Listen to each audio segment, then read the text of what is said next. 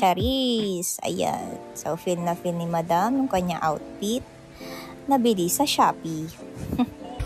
And then, ayun, kamalas-malasan, umulan pa. Kaya, nung graduation ko, nilagnat ako. Then, ayan, hindi naman late kasi patapos na, no? Yung mass. And then, ito, nasa classroom kami. Nagpipicture-picture. Diyan kami nagpahinga. Siyempre, nakakapagod. Tingnan mo naman, no?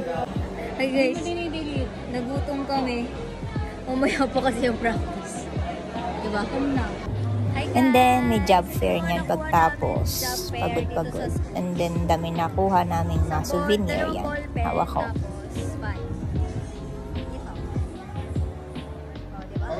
May job fair dito sa mga fresh grad. And then, ayan, practice namin sa graduation, paglalakad namin.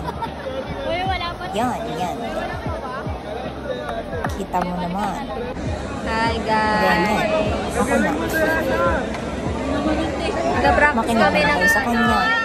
about sa graduation. Ayan, paalis na kami kasi naboboard na. Charis!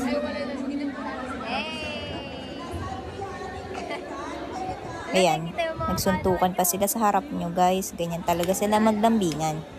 Ay! Ito na guys! Practice na, isang take lang. Diba? So ayan, ang hassle kumuha ng toga tsaka mga gagamitin sa graduation. Pero success naman. Yan, nagme-makeup na naman kami. Nakadalawang ulit yung kapatid ko dyan kasi hindi niya makuha yung perfect na makeup. Ayan, may toga na. At ayan, nakangiti kahit may sakit siya, diba?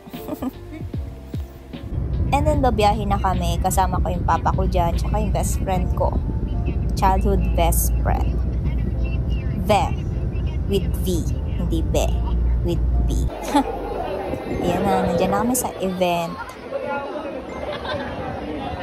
Taray graduate.